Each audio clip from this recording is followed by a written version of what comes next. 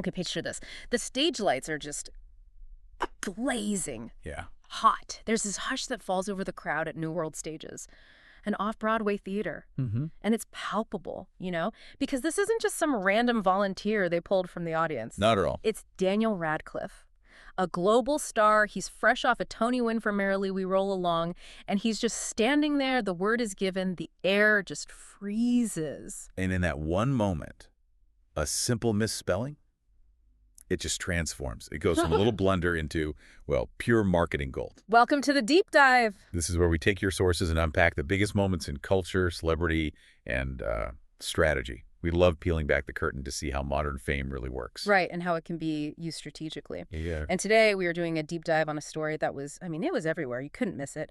Radcliffe Flub becomes marketing gold. Mm-hmm.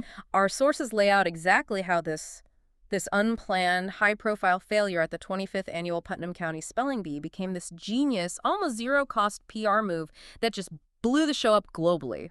And our mission today is really to prove that sometimes failing spectacularly, Wow. well, that's the best strategy there is. Okay, so let's set the scene. Let's unpack the moment itself. It's a Saturday night, late November.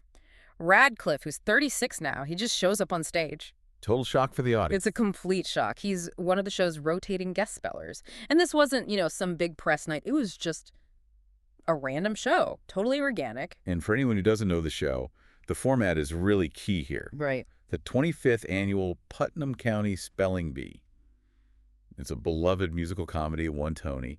And it kind of runs on this high-stakes but very funny audience interaction. So every night they bring up 4 volunteers. Exactly. It might be, actual audience members who have no idea what's coming, or sometimes, like in this case, a surprise celebrity. They compete right alongside the professional cast. And what makes this whole thing just instant theater legend is the irony of it. The word he got was theater. I mean, you couldn't write it better. A London-born actor, a man who has given his entire life to the theater, and that's the word that takes him out on his first try. Yeah, the source analysis really points to the perfection of that irony. He spells it out very confidently. Theater. The British spelling. The correct British spelling. Yeah. But of course, this is New York. They need the American spelling. And the best detail is that he actually asked beforehand. Yeah. He sort of leaned over and said, "We are in America." And they just said, yep. You could just feel that muscle memory kicking in, Yeah.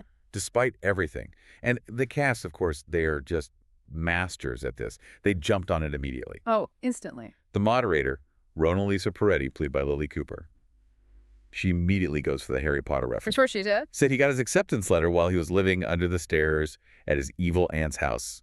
They just leaned right in. My favorite bit, though, was the vice principal, Douglas Panch. Jason Kravitz. He didn't just go for the easy joke.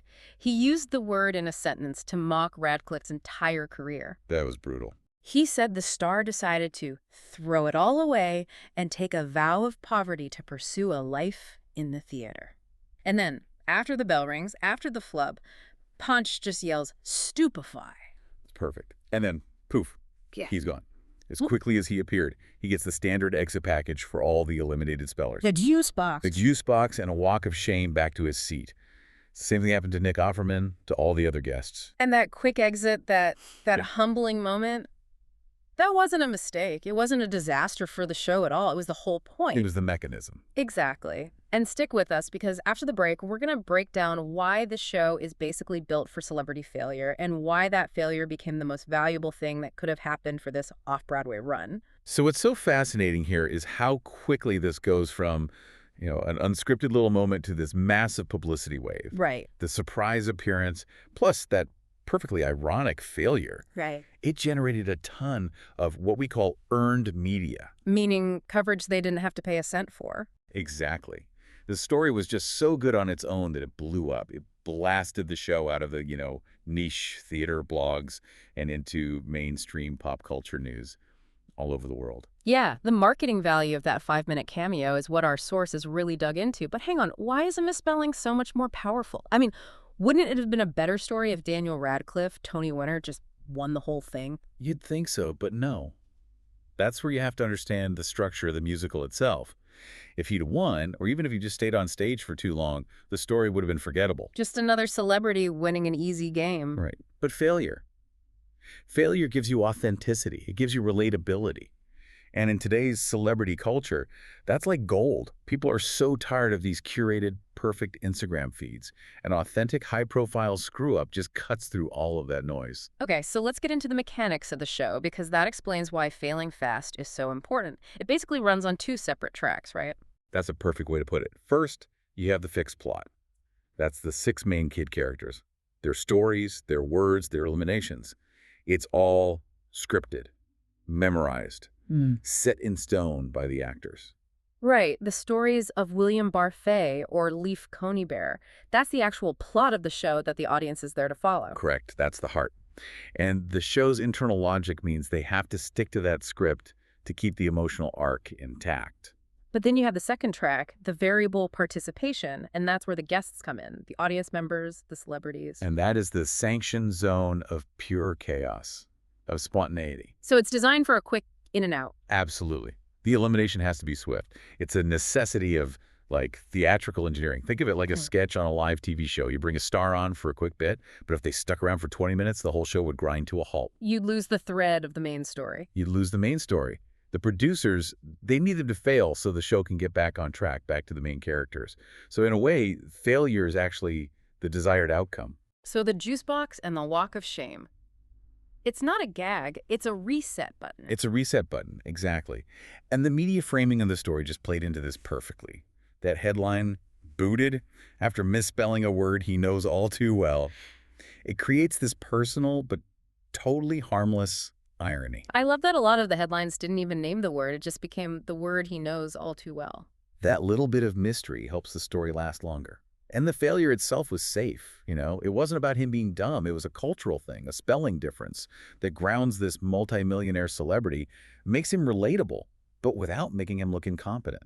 So you're telling me that 5 minutes of a celebrity's time, as long as they're willing to fail, generated more PR value than, what, weeks of expensive ads trying to convince people the show is good? Oh, absolutely. Right. The return on investment is just off the charts. Paid ads tell you to buy tickets.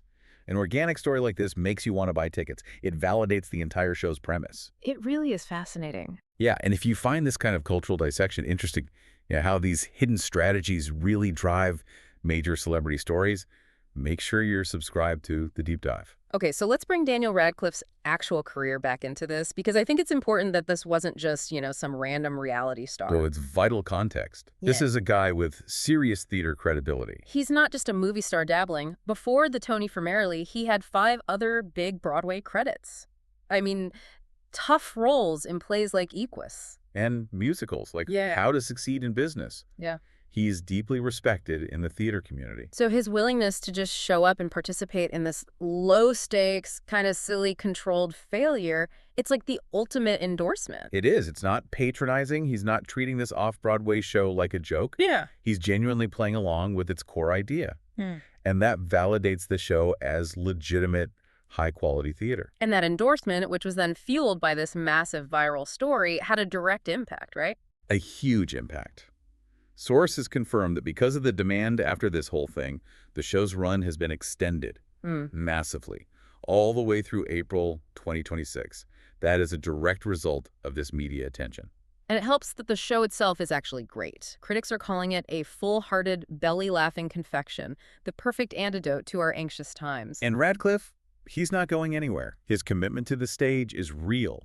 He's already scheduled to come back to Broadway in 2026 for a solo play. Every Brilliant Thing. So this wasn't just a one-off publicity stunt for him. Not at all. It's an extension of who he is as an actor, someone who genuinely loves the craft and the community. So what we're really seeing is the show's built-in structure, this mix of scripted drama and real audience vulnerability, which they've used for years with people like Al Sharpton. They just found a way to maximize it when an A-lister steps up. Totally. But let's push back on it for a second.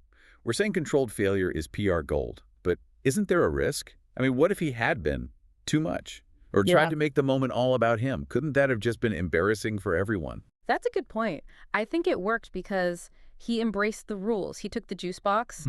The moment worked because he showed zero ego. His willingness to just go through the standard process, the same humiliation as anyone else, that's what made it work. It proved the show's integrity. Even a global movie star plays by the rules of the B. That is the core insight, isn't it? The whole model depends on one thing. The star's willingness to fail publicly, authentically, and without any self-importance. Yeah. Which I think raises a much bigger question for Hollywood. Go on. In a culture that is just saturated with curated, airbrushed, perfect online lives, is a moment of documented high-profile failure now the most valuable form of authenticity a celebrity can offer? Wow. It grounds them. It validates our own, human experience of messing up. Yeah. And it becomes this ultimate promotional currency that you just can't buy. The intentional flop as the greatest success, it really makes you rethink what a Hollywood win even looks like. It's the new metric for cultural relevance. You've been listening to The Deep Dive, where we uncover the stories shaping Hollywood, music, and pop culture. Thanks for tuning in. And don't forget to subscribe for more stories that keep the stars shining.